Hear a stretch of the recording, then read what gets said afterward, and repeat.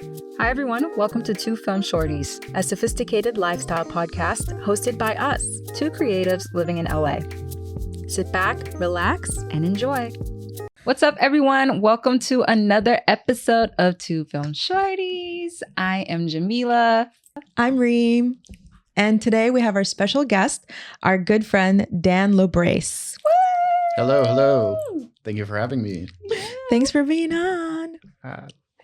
So we can talk a little bit about basically how did we meet, Dan? Because you and I met first. Right. Through a mutual friend. Through mutual friends. We have a fantastic friend, Alex, who's also in the industry, who introduced us. And Alexa. Yes. Yeah. And yeah, we just met because I met Alexa when I was still back east in New Jersey. We worked on a project together. And then when I moved back to LA, she and I met up, and she basically, I was like, do you have anyone who wants to be my friend? And she connected us, and the rest is history, pretty much. I know. Yeah. And so she connected us. And then I think you had a chance to actually meet Jameela on one of my films. Mm-hmm. And so then it just was like the three of us. Yeah. And we just clicked. I know. Yeah. Whole lot of gang. It's been heavenly since. So a little bit about Dan. Yes. So Dan LoBrace, not the Italian version. You could say that you could do an Dan LoBrace / go ahead. Oh, my Italian's trash. LoBrace? LoBrace. Yeah. That's so. Let me not do this. I want to do the Italian thing. Okay. Terrible. Dan LoBrace is a writer, producer, director based in LA. Dan has a background in digital media where he spent years writing articles about the entertainment industry, pop culture, and true crime. He now works in the production office and on set in film, TV shows, and commercials. As a screenwriter, he specializes in the horror genre, having written cerebral and satirical tales involving the supernatural, the sinister, and the strange. Dan's scripts have placed in several competitions, including the Austin Film Festival, the Screencraft Horror Competition, and Stage 32's Search for New Blood. Whoop, whoop. Yes. We are lucky to have him on today. Yes. Something else to note is we've had the pleasure of actually working with Dan on multiple sets, on projects, and he's on commercials, on narratives, and he's just incredible. That guy. Right back at you. Aww. So we're excited about today's episode. Yes. So Dan, obviously, we kind of clicked. A couple of the projects we worked with you on have to do with like horror. Mm-hmm. You've written horror scripts and directed them, and with like supernatural elements, which really excited me as a storyteller, because we have that a lot in common. Definitely. The supernatural element, I think, being from Africa, and a lot of our storytelling and folklore has to do with that. We really connected with that. And then Jameela as well, like she really vibed with the horror elements of your storytelling. So give us a little bit about some history about when did you start getting into horror? It started way back, since as long as I can remember, really. And it mostly started with just my love of the supernatural. So I think I tried to trace it back. I think I could trace it all the way back to just when I was born. I was born in the month of October. I'm an October baby, Spooky Libra. Baby. And so I just always associated, I guess, that whole month with just celebration and good times, and it just made it really special. Also, I think just where I grew up, I'm from New Jersey, and that has a very classic autumn. And I think, the leaves fall, the brisk winds. And so does. I don't know, I just fell in love with it. It's like the entire world just changed and became a little spooky. So I really liked that.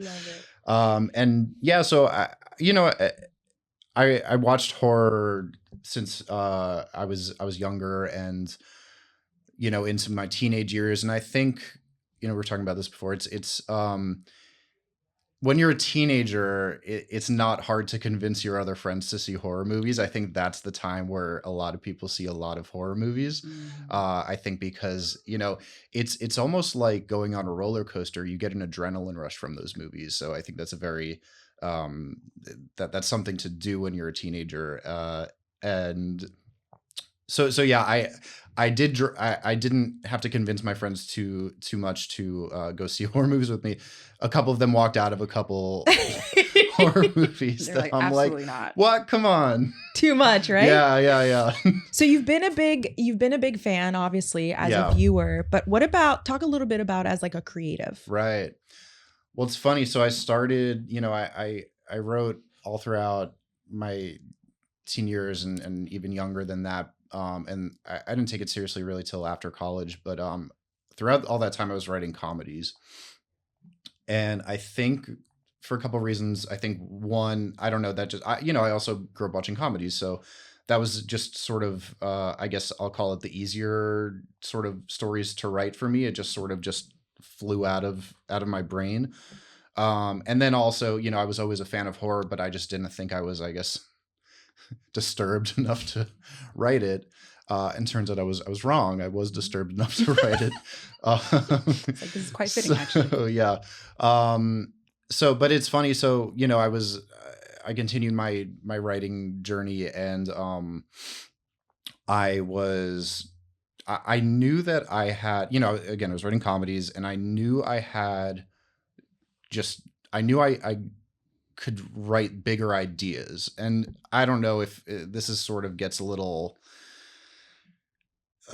abstract when we're talking about creativity, but I don't know if you guys know, like, or you feel the same way, where like you sort of have an idea for something, but it's not a fully formed idea. So it's just sort of like this vague sort of essence of an idea. Yeah. And so I knew I knew I had all that, and I knew I wanted to write about bigger ideas, but I couldn't do it in a comedy format. And then I was, I just remember I was writing some specs, and it was like just like a dramedy stuff, very grounded, very rooted in reality. And then all of a sudden, just my brain would be like, and now the house they're in is haunted. Mm-hmm. I was like, what? No, they're not. We're not doing that. Take it out. Yeah. What? No. And that just kept happening. My brain kept wanting to be like, and now he's a demon. And then I was just like, no, stop. What are you doing? And then eventually that just kept happening until it got to a point where I said, all right, well, why don't we lean into that? Why don't we explore this? And clearly I want to write about this kind of stuff. And then I just leaned into it. And another element in all this, and this might be a more important element. I'm gay. I'm out and proud now, but I was still closeted at this time. And I think, I grew up Catholic, so there's, you are taught to believe a certain, a certain, I guess, characteristics, are, sinful, or, even like it goes as far as to say, bad, evil, monstrous. So I just have all these feelings about this part of myself that I'm just shoving down. I'm really in pure denial about. And as I was going into horror, I started making peace with the fact that, one, I wanted to write about monsters and all that stuff, and stuff that, especially I guess at the time it was that, horror was not as, there weren't so many acclaimed horror films as there are today. So, it was a little looked down upon a little more than it is today.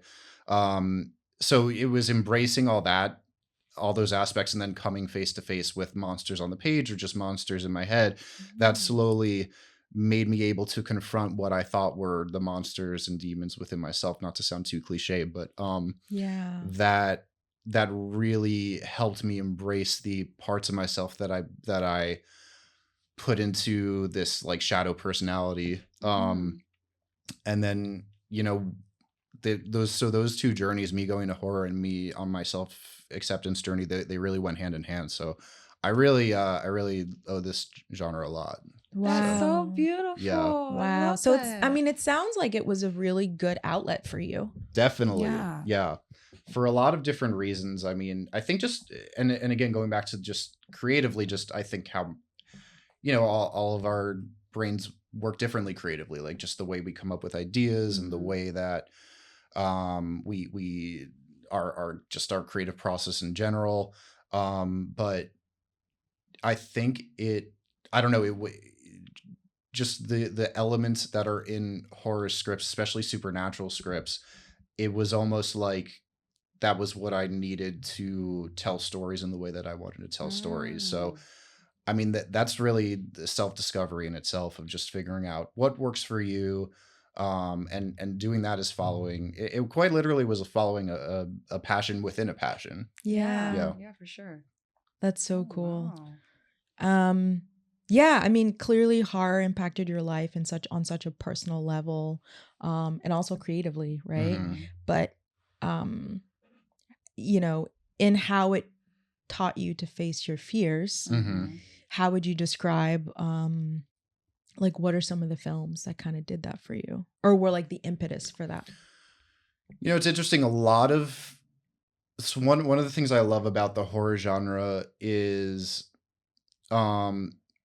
that it really does, it can teach us how to face our fears just on a general level. I know Heather Langenkamp, who played Nancy in Nightmare on Elm Street, which one of the most famous horror franchises of all time. So that involved Freddy Krueger. For those who don't know, the Freddy Krueger is the demon man who stalks you in your dreams, and then if he kills you in your dream, he kills you in real life. Doesn't he have the one with the hat? Messed up, Yeah. burnt up face. Yes, messed up face, stripes, claws. That part. Yeah. So Nancy played the heroine, or I'm sorry, Heather played the heroine Nancy, and she she's gone on record saying that so many people over the years have come up to her and said thank you so much because of the whole like Nancy versus Freddy. Everyone has their own Freddy Krueger. And she said so many people have come up to her and said, thanks to you, that you empowered me through Nancy to face my Freddy Krueger. And she said a lot of that were, gay people who had to come out of the closet to, maybe parents who were not accepting and, Wow.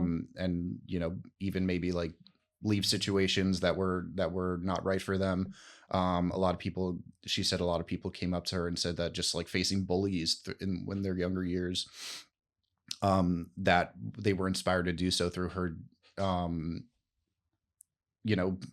through her story with Freddy. Yeah. Yeah. So I guess that was, I guess I would have to agree and say that she was definitely someone, her story was inspiring. I think because you have this, this teenage girl, and then you have this ridiculously scary monster who you cannot escape from, but she manages to outsmart him. And until she doesn't, but Yeah. but I think I don't know, that's just really inspiring. Something about that is really just a testament about the human spirit, and it just how we can overcome really big challenges that maybe aren't as terrifying as we make them out to be. Yeah.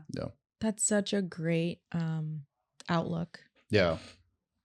And I'm trying to think of another film that really comes to mind with facing fears. I think this might be, some horror fans might think this is a little too on the nose, but The Babadook, have you seen that one? Yes. Yeah. That's such a great That's a great one. And the whole how she confronts that evil and deals with it is not the way you might think in a classic horror sense, but in the terms of what that represents, that film, it falls perfectly in line with kind of how you have to deal with what that evil represents. Yeah. Trying not to spoil it. I know, that's like keeping it very vague here. Yeah. And interestingly, and I actually don't. This whole conversation and idea came up because like I actually don't like horror movies. I don't watch them. I personally stay away from horror films. I can do thriller films, like Gone Girl is one of my favorite films.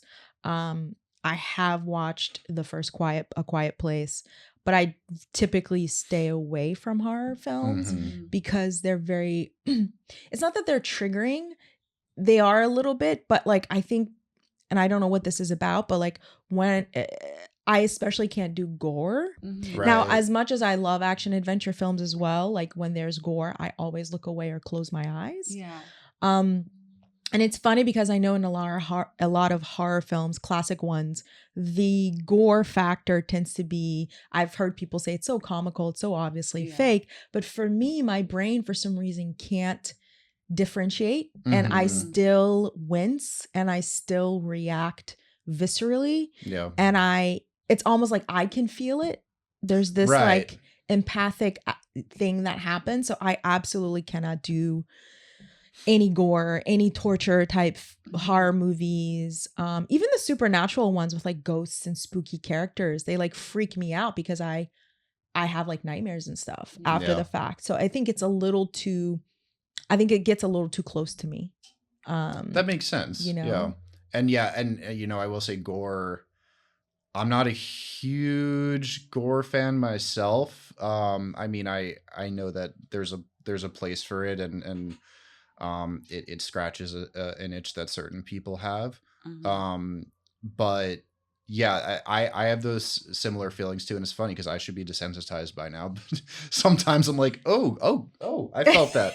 I felt that all over. Yes. Wow. So I totally respect. Like I feel it all that. over all the time. Yeah. And it's just, it's almost like there's no barrier for me. So I really Right. can't, I haven't gotten that like, how do you say it? Like thickened skin. Okay. Yeah, Right, thicker skin yeah. towards it. I Yeah. haven't developed that, and I don't think Right. I ever will. Yeah. What about you, Jameela? I like the gore. I love gore. Yeah. I think that's what it really was. I used to love the Saw series. Right. Yeah, gore just, it doesn't freak me out. What do you like about it? I guess I could ask. You know what? Maybe because maybe I'm just a dark person. Maybe I like to see the pain. I don't know. No, I'm just kidding. I think it just doesn't bother me. I've always been able to handle blood. I've always been able to like deal with cuts, wounds. So if I'm watching, and again, like you mentioned, like the old classic, it's kind of comical. So I think that's what kind of like Yeah. allowed me to be like, I can laugh at this. And also with scary movies,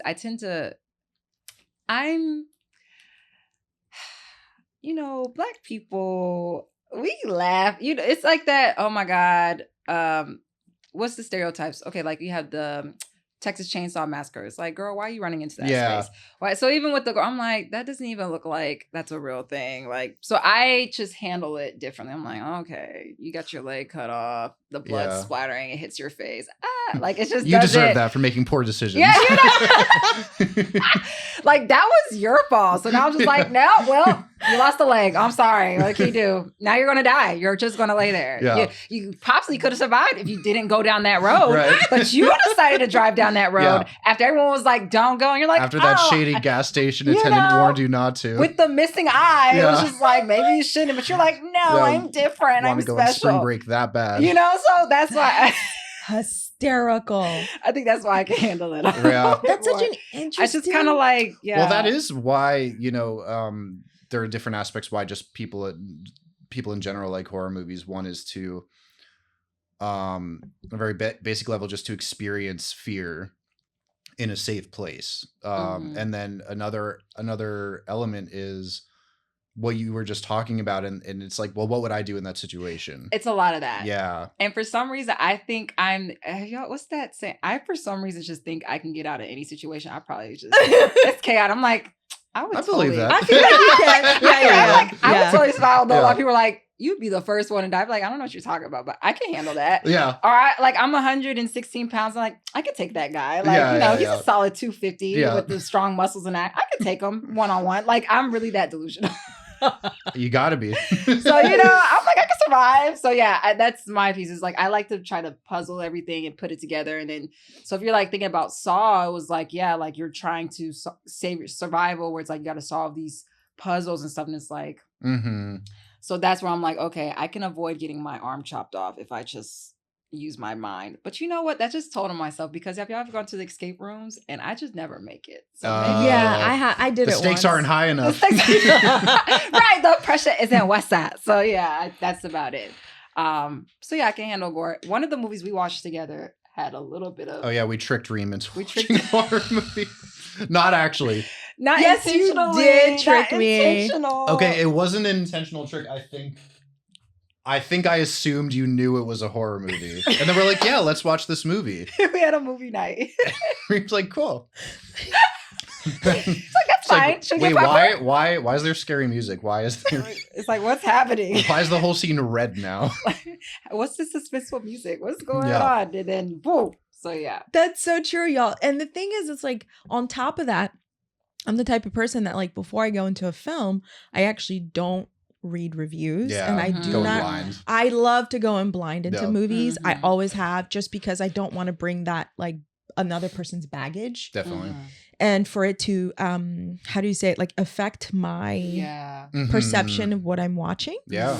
Mhm. And so, but it plays against me a lot, Mhm. you know, Sets and you up. set me up for failure, yo. And so what was the film that we watched? We watched Beloved. Mhm. And I really wanted to watch it because it was obviously based on Toni Morrison's book. Mhm. And she's an amazing figure. And so I was like, well, of course. Yeah. And Oprah is the lead in it. Right. And I was like, absolutely. Producer too. And Mhm. producer, Yeah. yeah. Yeah. So that was an incredibly horrific experience because the other problem I have is I'm committed. No matter how bad a film is, Yeah. I have to You're see it through. completist. Me too. I need to- Me too. I'm like, I gotta watch it. I gotta watch it through. Yep. No Yeah. matter what. Yeah. I've actually never walked out of a movie, no matter how uncomfortable, high five. Wow. Same. Nice. how uncomfortable or how bad it was. Mhm. I was just like, nope, came here, gotta see it through. This is why I think I can't watch shows that are in how do you say it, like indefinite. Okay. Oh, okay. That's why I Like watch they have a yeah. Oh, okay. they have to have an end stop, and that's why I actually watch Korean dramas only, because they have a set end stop. Mhm. Oh, cool. Yeah. But yeah, there's like this movie Beloved, actually I had nightmares for nights after that. It Mhm. was a lot to take Oh. in. It's a lot taken for several reasons, even outside of like the horror piece. Also, y'all, it's like a yeah. 90. It's like, was it made in the 90s or 80s? It was 90s film. It was a 90s film. So the graphics, Mhm. you know, the things that are happening, you're kind of like, it's now considered like the comical. Like, okay, I don't like, know. you know, I didn't feel that way when I saw it. I felt Really? like it was really good and like realistic. I felt it was I realistic. thought there's in this general, one- yes. in general, there were but, maybe like, a few. I was Little about to say, like, there's things. that one particular part of something that we know, and that had to do with the animal. Yeah, We're all kind of like, yeah, oh, okay, yeah. that looks so. I like a looked 90s. away. Okay, Yeah, so Rhym yeah, was there looking at there that were some one. things that were like in that space. I loved. Outside of the horror, it was just a very emotional. I was angry watching it. Yeah, it's I so was- heavy. Oh my Yeah, It's a God. heavy because of film. the trauma. It talks a lot about trauma and the Black experience and coming out of slavery and the things that like the way how it affects generations Yeah, after ongoing. generations. So a lot of that. That's what bothered me, or I struggled with more, was just the anger piece of, I was like, my people, like, you know what I mean, and that trauma space. But Yeah. but it's a beautiful. I think it's a great. I mean, if you can't watch the film, read the book. Yeah. But if you can handle it, I do suggest you go watch Beloved for sure. Yeah. Yeah. Yeah. I that reveal with, you know, Oprah's character and her past. And again, I watch a lot of disturbing stuff. My jaw was on the floor with that reveal, because I didn't know too much about it, or the intricacies of like the story. But that was so intense. Yeah. I know. We were all left. Yeah, just we were all like, And we talked about it too what? afterwards. We were like, yeah, for like a long time. yeah. Oof. But that can also, it's because so also with this episode, we wanted to talk about how, for those who don't watch horror film, Dan is our expert on convincing us why you should watch more horror. Correct. And this is also a part of why when we watched Beloved, it was like, Dan was like, nah, Rhym, you gotta watch more Yeah. horror. I don't know if I there's did more. my job at that point. It wasn't just I don't know if I was debatable. It was like, successful. no, that's a wrap. So Dan, Debatable. Yeah. tell us some reasons why, or convince us. Oh wait, To no, watch. actually, I'm curious to know what's your history with horror, Jameela? Because like, what is? Oh, Yeah, because you said you like it, but I'm curious, do. like top level, like what about it resonates with you? Okay. Because I think it's so interesting that you look at it obviously through the American and Black lens. To a degree, yeah. Definitely the black, yeah. Sometimes we do the most. Anyways, but that's very true.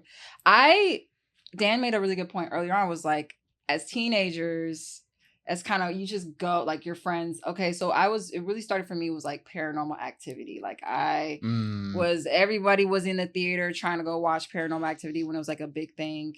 And it was just like an exciting like group activity. And so that's when, and even with the Paranormal Activity, I think also because as we believe in these things to be very real, so I go in with one saying a quick prayer, but I knew like what freaks people out about this stuff is like, oh, we believe this type of stuff to be true in Islam, like possession. Yeah. They're around you all the time. We believe like they're like, so it was like, okay. So I guess that kind of had me, because now I'm different. I can't handle horror as much as I used to. I don't know. I know you told me that. I can't handle it like I used to. So when I'm younger and I'm like, okay, I already know this stuff is real, I can go in and watch it while all my friends are freaking out. I'm like, y'all never talked about this in your household, And then also, before we started podcasting, me and Dan were talking about The Ring, and The Ring was a film. My sister was 5 years older than me. She was a teenager, so of course I'm over here trying to be see what she's watching, and just how that was made, and like again the adrenaline rush you get from the scaring, getting afraid or scared. And so, yeah, I used to really be into horror. I used to be into like that paranormal type stuff. And then from the Paranormal Activities, I started like in The Ring and like those classics outside of Freddy versus Jason or the Jason movies or the Mike Myers. Those are like, they're not terrifying. They're like just suspense. And so I was like, I can handle this as well. I was like, again, how do you escape this? How do you survive? So those were cool. Or like, would Jaws be considered horror? Oh yeah, kind of, definitely. like, yeah. So yeah, it's a monster movie. Yeah, so I could handle that. But then as I got older, I've always been very sensitive to things, and like I don't know what happened, but and I can handle the gory, like the Saw series, but some stuff like the Human Centipede, I was like, oh, this is a little too much for me. This is a little too much like, for everyone. I don't know why who thought this up, but Right. this is a little too much. Yeah. But as I got older, I just am a lot more sensitive to those type of energies where it's like, and then you start living by yourself maybe, or you're home alone most of the time by yourself, and you're just like, okay, I don't want to bring this type of energy into my space. Like if I go to a movie theater, then I'm like, okay, cool. But if I'm in my own home and I'm putting this on the screen and I'm like transferring this energy into like, that's what I believe. I believe in the frequency. Those are two completely different experiences. Yeah. And I'm like, and like Rhym said, like she'll have nightmares, then I'll have a nightmare. And I'm like, all right, it's a wrap. So yeah, I just can't handle it like I used to. The gore, I can do a lot of gore. But I've kung fu, action-packed movies, dramatic with that. But yeah. So no, it's a lot. I mean, and watching any movie is an active experience. So when you're watching a horror movie, you're taking in the disturbing imagery and the sound design, and your body feels it. So that definitely has an effect on people. Yeah. I mean, I know I can't watch, if I watch like only horror for like weeks straight, and I'm like, all right, I need a palate cleanser. For real. A break. Yeah, I need to watch some Emily in Paris. I like what I can really get into more of now is I love when A24 was tapping into like that whole horror era. Like I like Midsommar. I like, there was a few that came under like the A24. Like I can handle that. They're gonna keep coming. It's very like, it's still very like the cinematography is still like very creative, like artsy, like it's compelling, and but it's not just straight up, I'm about to scare you shitless, you know what I mean? So I can handle that now. The buzzword there is elevated horror. Elevated horror. No, son, I gotta stay away from elevated horror. I'm like, I don't care if it's elevated. I don't care. On the ground. On the ground. Yeah. And that's such a good point, Jameela, because that's the thing, is I'm too sensitive, I think. And so I'm also very much, I've always had a very creative, how do you say it? Wild imagination. Yeah. And so I think it can really get ahead, you know, for me very easily. Mhm. Okay. And so you also got to remember back home in Algeria and Mali, it's like even in Ivory Coast, like I didn't grow up watching movies that were Yeah. scary. Yeah. Like our movie market was so different. A lot Mhm. of it was historical, a lot of it. Now we did have scary stuff, but our scary stuff was like, oh, you know, this woman's, you know, best friend or neighbor put a spell on her or her Mhm. husband. Oh. And you're dealing with that magical realism. Right. So that's really what we do, because we do believe in that. We're Right. we're Muslim societies, so we believe in, like, for example, the jinn, right? Which is like, Mhm. these are supernatural beings that live amongst us in a parallel to kind of universe. Mhm. So I grew up believing that. So if you believe in that supernatural world and in magical Mhm. aspects of life, those things I think are too close to your heart. My Mhm. theory is I think the Western world, it doesn't believe as much into that. It's a lot more Right. atheist or agnostic, and so they're not really religious anymore, and they don't believe in these, because I think religion can bring in traditionally like these otherworldly elements, right, Mhm. into Yeah. your life. You kind of have to believe in like angels and demons Mhm. and shaitan or Yeah. Satan, you know, and Yeah, stuff yeah. like that. So you do have to suspend your belief, I think, when you watch these movies, or go in with having those beliefs. And I think they're more impactful if you do believe in them, which Mhm. for me, I do. And so it's so funny. I was telling Dan the other day when he was at my house that like I've had experiences that were supernatural. And so Right. for me, if I were to ever watch, like the only paranormal film I watched was like the very first one. And it was by accident because like my husband had it playing. I'm screaming. You walked in on it. I and you walked just- in Yeah. on it You're and like, like, what's this? yeah. It's like, And I oh, sat down. It seemed fine, right? They're just chilling Right, in right. the beginning, and it's a cute couple. Yeah. And oh my God, Yeah. it was too close to Mhm. to my life, too close Too to close to home home. Yeah. That makes sense. for me. Yeah. So I just was like terrified for the Mhm. longest. And so I remember like waking up in the middle of the night multiple times, like checking on him. Be like, are you? You know, there's like Checking on him, ridiculous. checking on I know. yourself. Are we good? We good? Yeah. You know, and so for me, from a cultural aspect, it is too much. Right. Mhm. Also, the gore, like we go through a lot. We've gone through wars, through colonialism. You know, back home, there's a lot of people who suffered from polio, who have a missing leg Mhm. and missing body parts. Yeah. And so for me, I don't romanticize that. For me, Right. it's like it's a hard, ugly truth, Mhm. and it's very ugly. Yeah.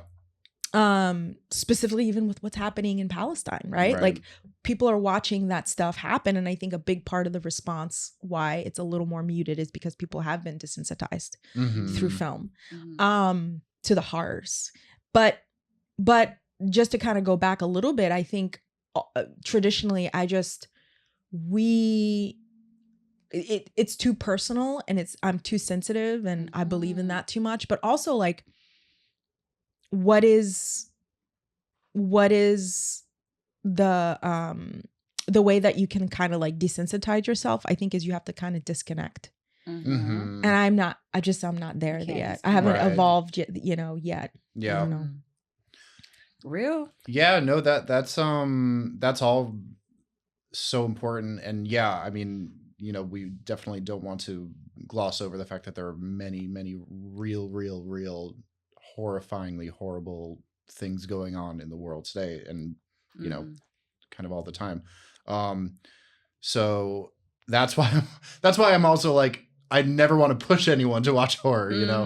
Mhm. I just trick them. No, I'm kidding. Yeah, you did. You tricked me.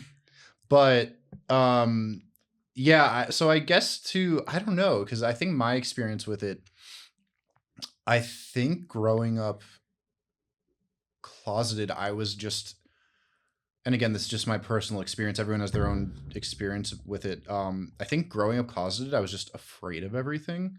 Like just afraid of like going to school, afraid of playing sports after school, just afraid, like, you know, you don't want to be called out. You don't want anyone to find you out. You know what I mean? You don't. And then just like so many mundane things scared me.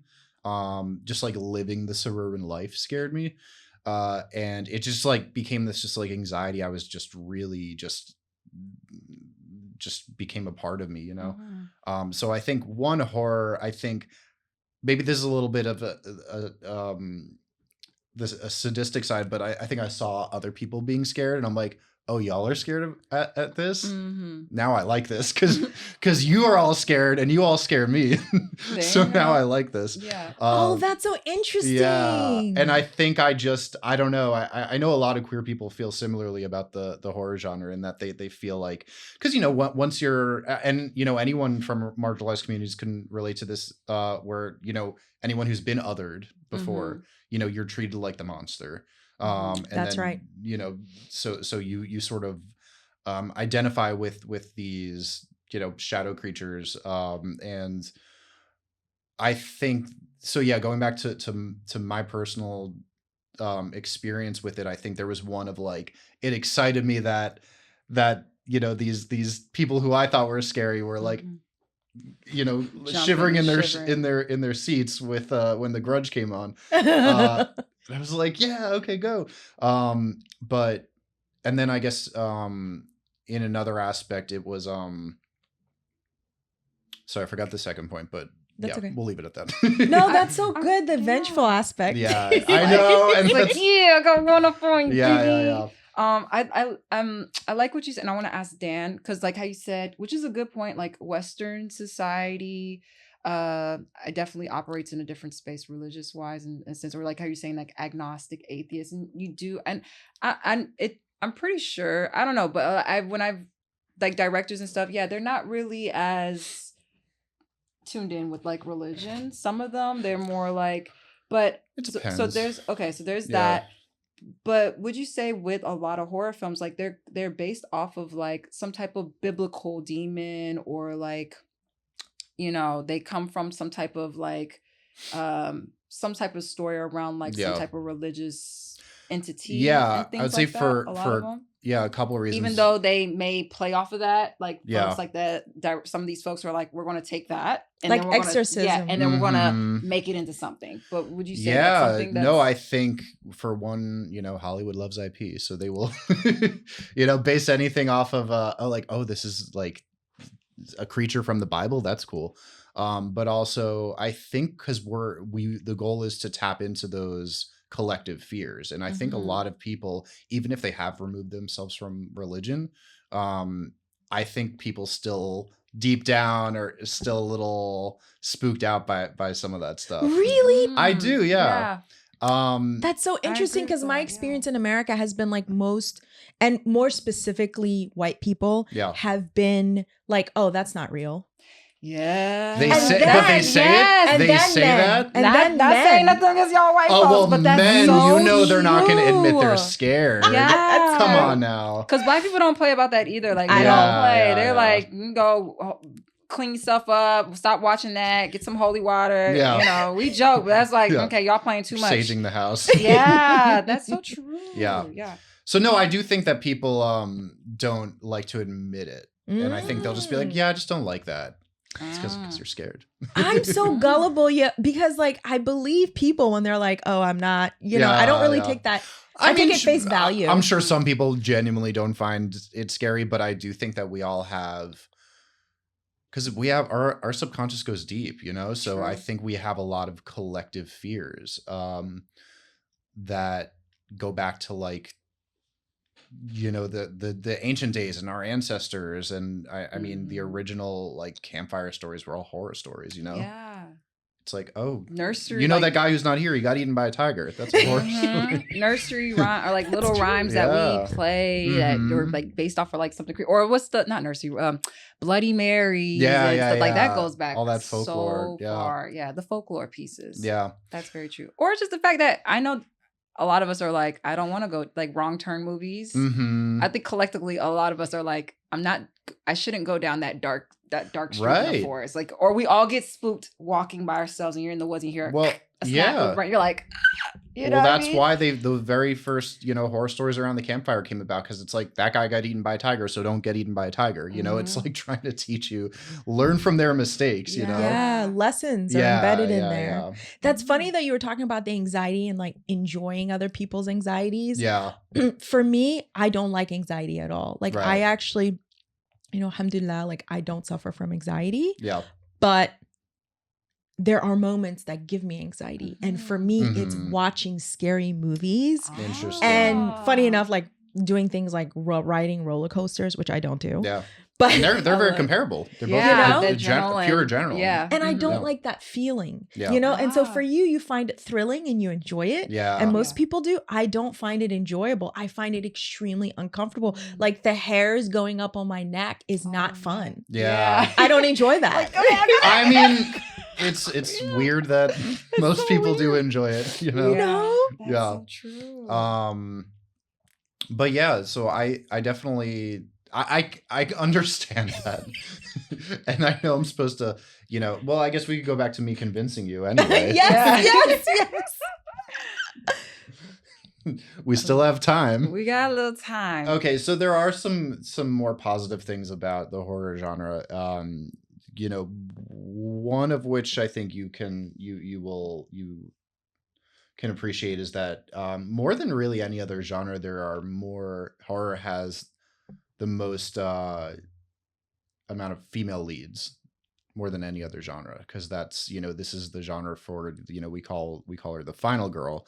And for those who don't know, that's when you have a group of kids who goes camping and they all die one by one, but except there's one survivor.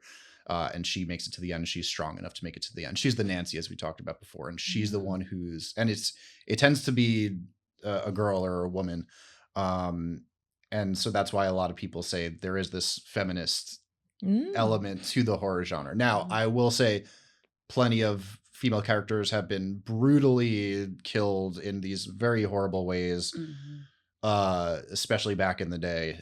So, definitely not innocent in that regard.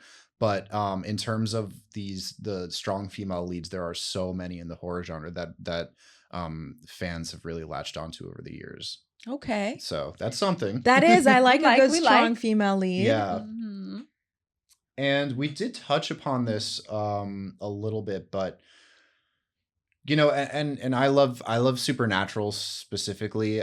This isn't just for supernatural films or subgenres, but a lot of films in the horror genres, they're metaphors for different traumas or anxieties that we have that we have to deal with, and a lot of those stories, bringing it back to the Babadook, that was a meditation on grief, and just the Babadook literally, represents that.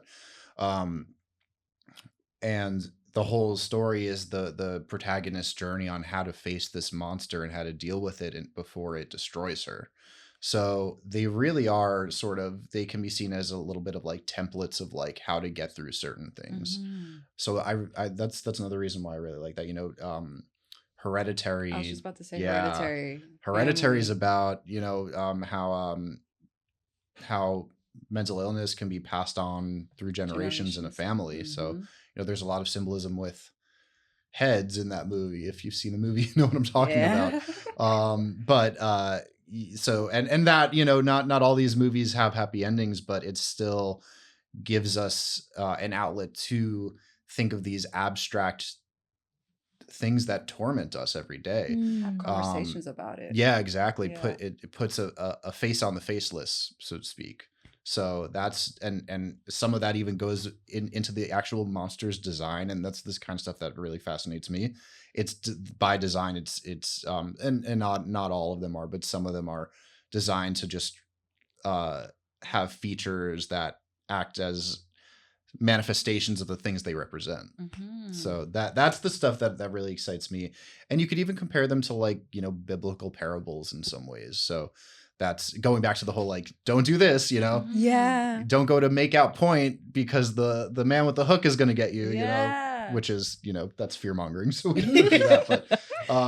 But in they all talk about different things. I mean, I don't know if this is common. I haven't looked too much into this, but Talk to Me was a big movie that came out a couple of years ago, and that definitely dealt with like peer pressure and drug use, and how that can sort of lead to a teenager's downfall. Or I don't know if she was a teenager, but lead to just a young person's downfall.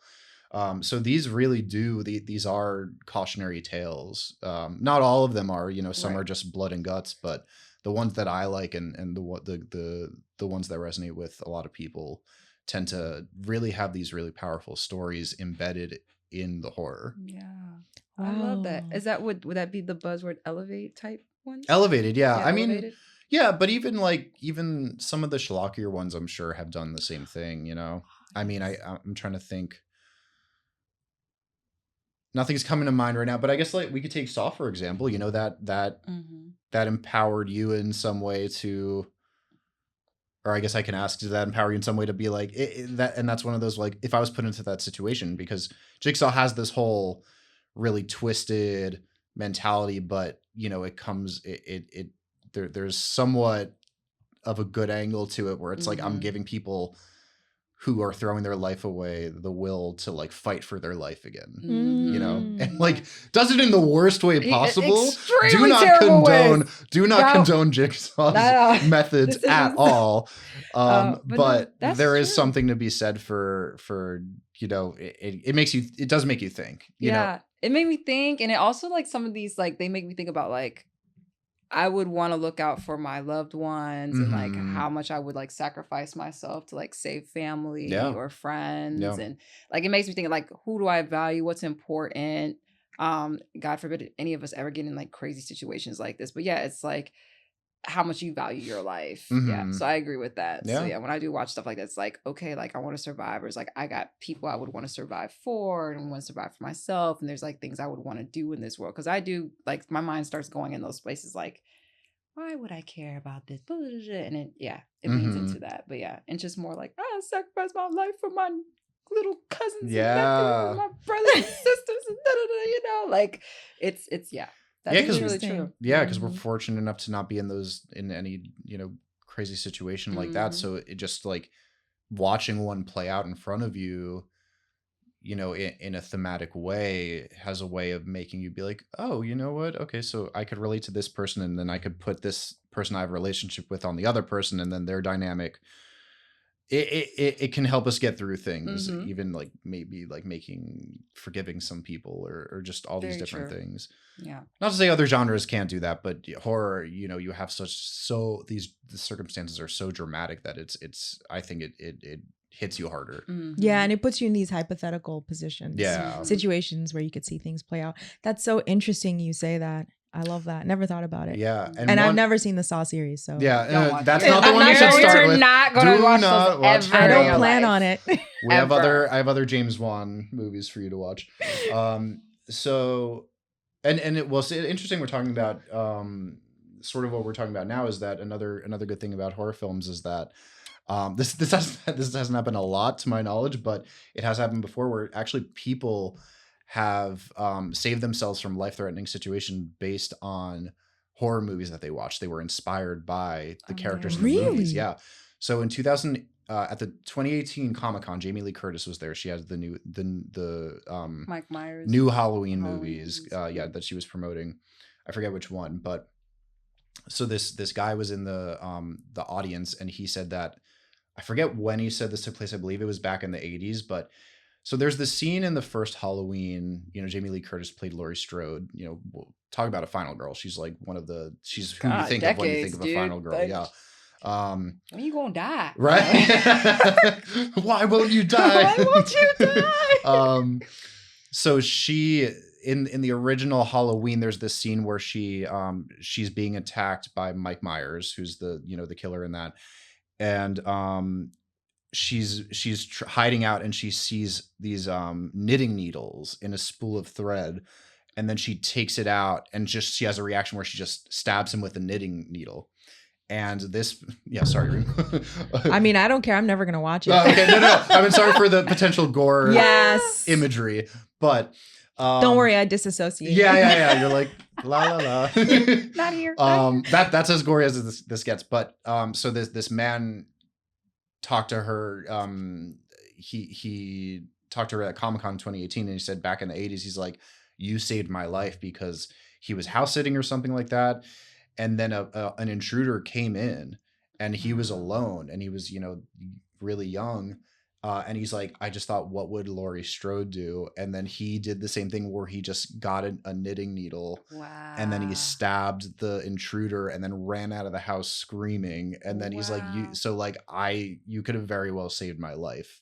That's because amazing. Of that. And then they had a nice hug, and it was really sweet. That's incredible. Yeah. So there really is, I mean, because again, you're putting yourself in those situations. So, I mean, I think it's safe to say that, you know, people who watch horror movies more would be more likely to be able to get themselves out of life-threatening situations. Or, you know, it took me to like suspense, I guess, and all things, like when we watch like these true crime or these stories about serial killers, or you got the detective trying to find out what happened to X, Y, and Z, and it like they teach you ways of avoiding situations that can put you in those spaces. So it's like, it does. That was another one, Yeah, it definitely, because like, I mean, I can watch something now and I'm like, because I watched whatever at a certain age, I know, avoid certain things. Make sure you're looking here. Make sure when you get in your car, automatically lock your door. That's the first thing you do. Don't do nothing else. You know, like check your back seats, because why? Because people be in your back seat. You know? So otherwise you're going to wind up on Law and Order.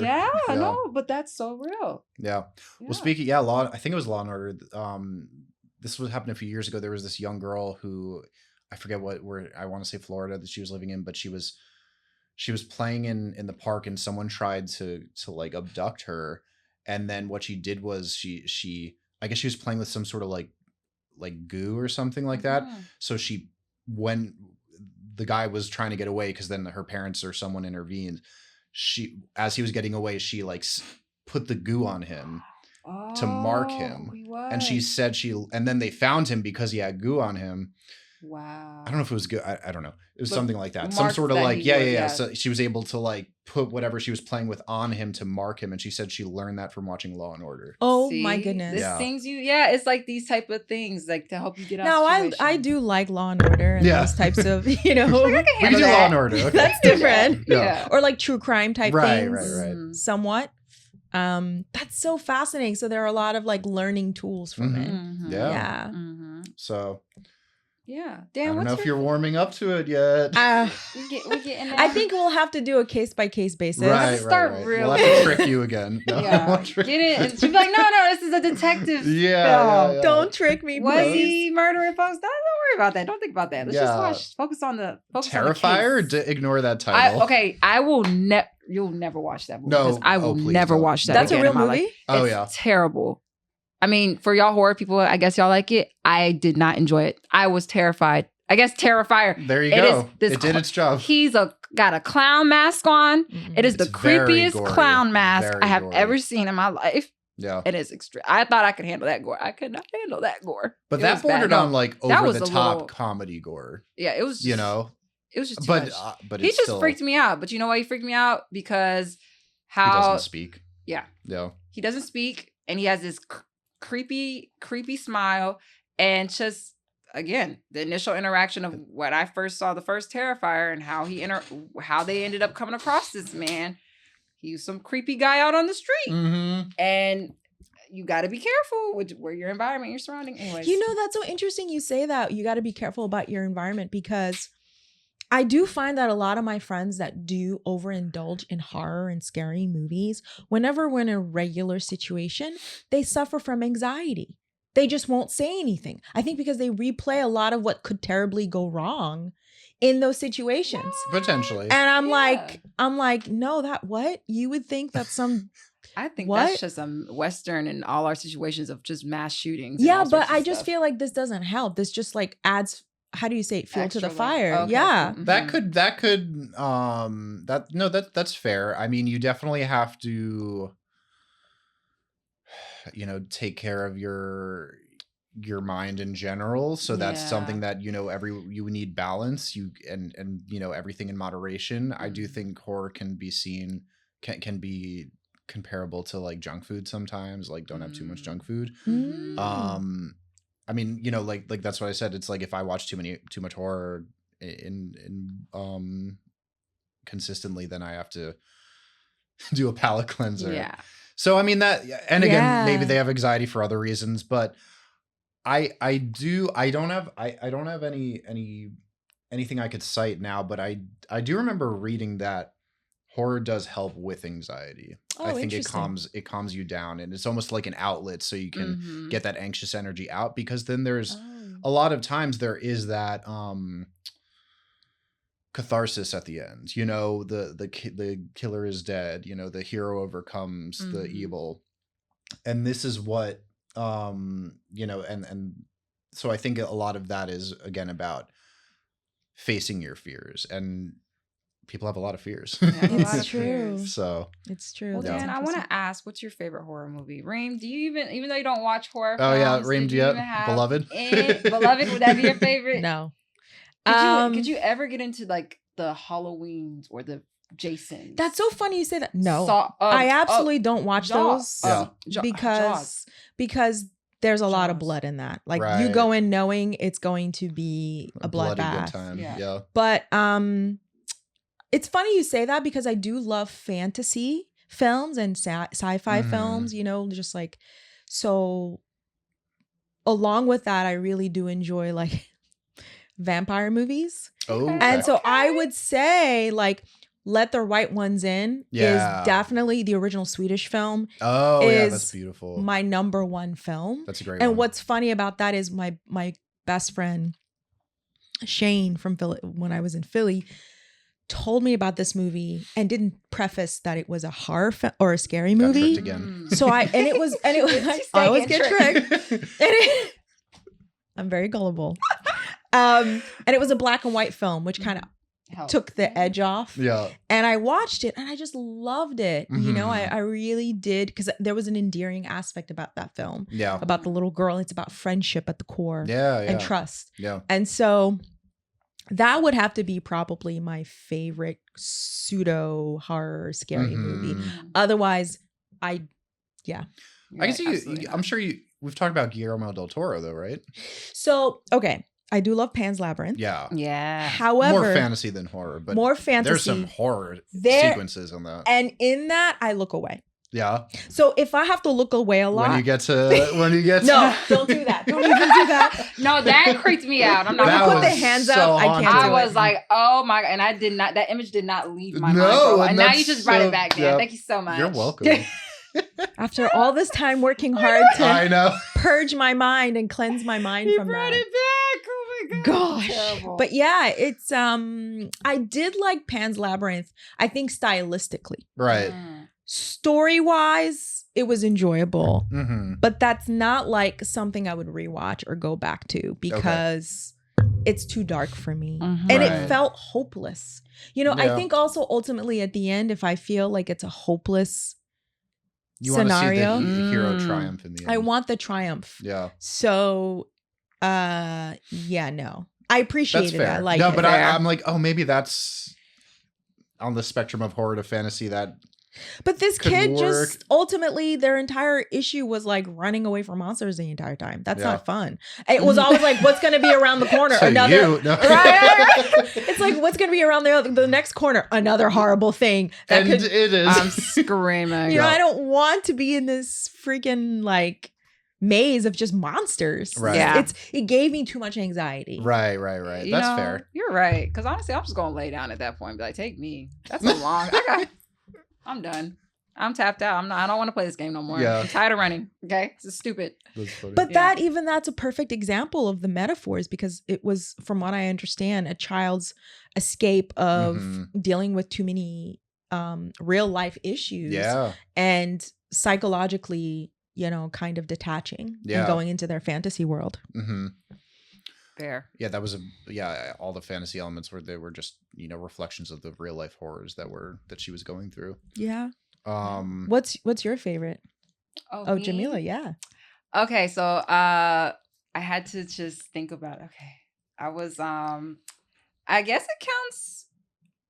Alien, is that counted as horror Yes, too? yes, I yes. love I love Alien. I loved all the Yeah. like oh so freaking good. And also The Shining. oh, I okay. forgot about The Shining. Classy. Classic. I did Elevated. see that. Yeah. Hair is Shining. No. No, not a fan. I like The Shining a lot. That scene of like the blood wave. Oh yeah. And just Stephen King doesn't like that either. And then like the little kid being in that position. I can't.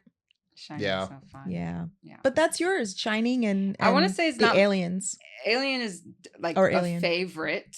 Right. Shining is like one that came on my top of my head that I really liked. I have to like sit and like do a deep dive. Like, Yeah, what I know movies there's do I so really- many. But I really enjoy The Shining. It popped up in my head. Yeah. Just how it's done. And Yeah, there's some really haunting imagery in that. yeah. What about you, Dan? Mine, I just have to. This always ends up being on top just because it was the one that changed me. The Ring. Yeah. I know. Yeah. It's popular one. But I was younger when I saw it, and nothing has shaken me like that before. You haven't seen that one? Nope. That's And don't plan on it. Yeah, That's okay. the one with the Like, you the, could the spoil girl it? comes out Okay. the TV. Yeah. You ever seen that? Yeah. I know that. Yeah. I've Spoilers. You're seen. just like, Yeah. I'm not watching it, Jameela. I know exactly. Yeah, what it is. yeah. So I think Classic. there was just I really loved, there was just this very grounded investigation that Mhm. was a through line through that whole film. And I think a couple of reasons why that worked. One, because just the hair, the fact that you see it's just her hair is in front of her face the Just whole got time. That's chills. so effective. And just the mystery of like what she does to her victims and how distorted they look after she's my done with God, her yeah. with them. And the fact, one other thing before I and the fact that two other things. One is that her coming out of the well, that's actually an ancient Japanese folklore of this I don't know exactly what it was, but some sort of She was like a mistress, or whatever. Yeah, and she yeah, was yeah. thrown into the well. Yeah, the and then- emperor's yeah. wife did it, I believe. Yeah. and She was every like night a- she came out of the well. So I think that was just talk about like going believe back it to was that. collective unconsciousness, tapping into those things that go way Concubine, back, sorry. Yeah. Yeah. So I think that was really powerful. And then the fact that her attack move, if it's so to speak, is to come out of the TV. It's crazy. And you're watching this on a TV. I know. So you're like, It was way too Wow. meta. It was so meta. Mm-mm. And then I'm like, oh So no, meta. she's gonna come out It's of like, this wait a TV. minute. What's she doing? Nothing is safe. Nothing's Oh safe. man, So I good. slept with the lights on for like a year after that. Yeah, no, that terrified the heck out of me. Yeah. And I wasn't supposed to watch it, and my family's like, "What's your problem?" And I'm like, "I can't tell you." I'm always just like, "Shut up! Don't you say nothing." And I'm like, I'm so scared. Oh my. You did it to your own damn God. self. Yeah. But an Oh, interesting man. thing, if you want to go deeper into that movie, it really is. The main character, Naomi Watts' character, she's struggling with how to be a mother, and balancing her career and being a mother to her son, and making certain sacrifices that a mother has to make, especially since she's her and the baby daddy are not together. And then Not the baby Samara, babe. Samara is a byproduct of a child whose mother did not love them unconditionally. So there really is a powerful connection between the protagonist and the monster in that movie. Mhm. So I think it's I love The Ring. It's so good. It is Yeah. terrifying though. Interesting. Yeah. So Okay. Rhym's like, Those- I'm still not gonna watch, Like, but not that's happening. interesting. Like, where's Zero mine? chance. Zero But not a lot of chance. gore in that. I Not think at all, that's a good really. rule for you. Is it PG-13 horror? Because then you could do it. I think so. Yeah, I think you should do PG-13 Yeah. horrors. No, y'all. No, She said I none. know. I have it. We're gonna watch Megan. Oh my god, That's- yeah. Or Rhym's what's like, no, I don't the care. or the babysitter? Which what's the, babies? like- The babysitter, like Wasn't the that Netflix one. Yeah, that's not With really Samara Weaving? That's not really horror or anything. Sorry guys. No, that's more horror comedy, but that's pretty gory. So Nope. no. Mm-mm. All right. The ratings don't really I think I help it. failed. No, you It's didn't okay. fail. It's just, and again, I think for me, and I'm so grateful we were able to watch Beloved together. Yeah. I think for me, it's really nice to be able to see it with others that I Mhm. care about and Mhm. I feel can protect me. Yeah. Yeah. And I tend to do this thing where I'll watch a movie with someone that has seen it before so they can warn Prepare me. you. Yep, Okay. incoming. Okay. Yes. So we just got to do that with Rhym for this. Okay. Like that will actually position me to be able to be more willing to watch it. Right. Yeah. Well, is there any other films? We want to ask the audience a question, but do you have any? I mean, there's so many that come to mind. I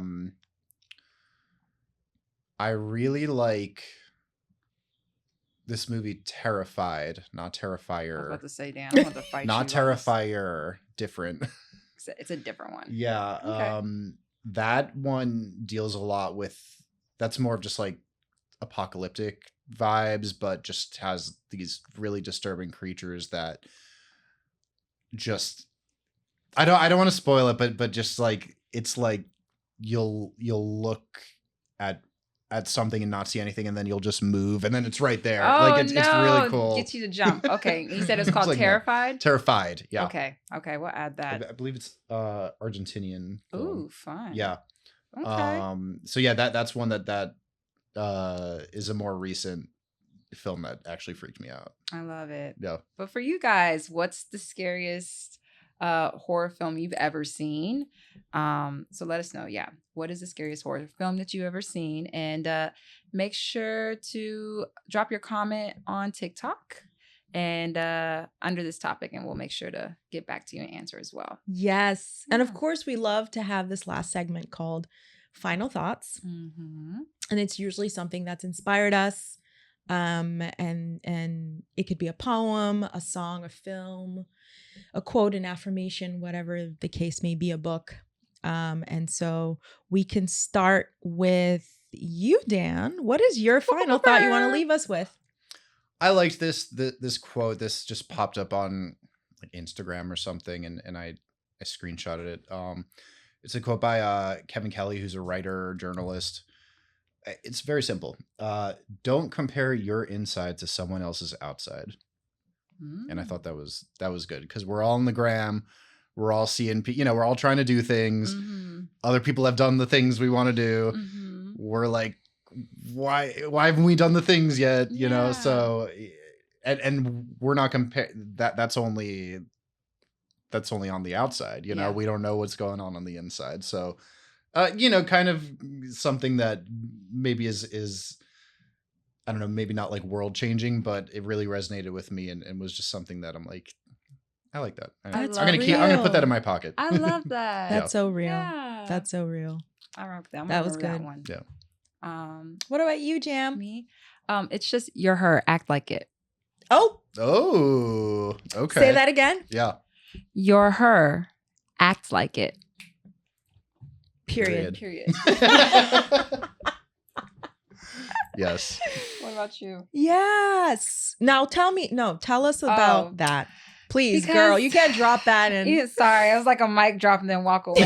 She was like, I'm done. I'm done with it. You're her. Act like, because we just forget who we are, and like you mentioned, Dan, like you just kind of get caught you on social media. You're seeing other people doing whatever, and it's just you get in just the world, and you're just going day by day, and sometimes you're not feeling like you're doing enough, or you're not in your craft, or and you don't feel good about yourself. Your self-esteem might be a little bit low that day. Just remember you're her or him, Mhm. and Yes. you just got to remember who you are at the end of the day, and just know yourself in that sense, and that you're going to be loved, you're special, you're valuable, you're amazing, being who you are.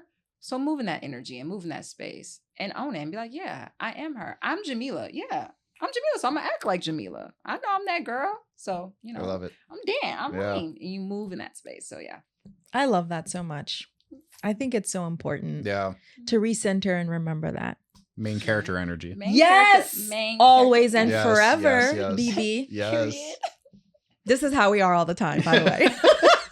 Oh, there are cameras here? Oh yeah, we Insufferable. forgot. Insufferable. We forgot. But it's all love. Yeah. It's Yes, always all yes. love. For me, actually, it's what do y'all think it is?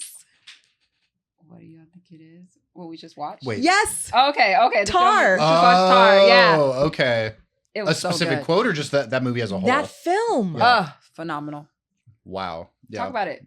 So last night, we did a movie night. Yes. And we watched Tar. So good. And that film is so incredible on so many levels, right? Mhm. That was actually technically my second time watching it, but it was y'all's Yeah. first time. And we have a really long running movie list that we try to get through. and that film just kind of, I think for me as a filmmaker, reinforced how you can make a really great film and story in a very simple way. Mm-hmm. It was so simple on a lot of, Yeah. Yet a little unconventional, which was a little bumpy at times, but I think the more I sit with it, the more I appreciate those aspects of it. Exactly, which Yeah. is why I really wanted to watch it again. Yeah. There are so many films that I feel I need to rewatch, perhaps because of language reasons. I didn't catch things or understand things, cultural reasons. This one was more like, there are so many layers, and I had to kind of like unpack it. And the first time I watched it with my husband, we didn't really know at the end how we felt about it. Yeah. We had to kind of like make a decision. Yeah. And then I realized, I was like, no, I actually really love it. Beyond the fact that I do adore Cate Blanchett. Oh, I will watch whatever she's in. Phenomenal. I think she's an incredible force as a performer. Mhm. She's one of those that will obviously just how do you say it, like blend into the character seamlessly. Chameleon. Yeah. A chameleon. Mhm. And for this film, I really love the world that they were in, right? Like that elite world that is so generally homogenous. And how do you see, like it's everybody's white in it. Mhm. How does that one white person, how are they the other? Mhm. Because that's what we were watching was Yeah. she was somebody that was othered Yeah. and for various reasons.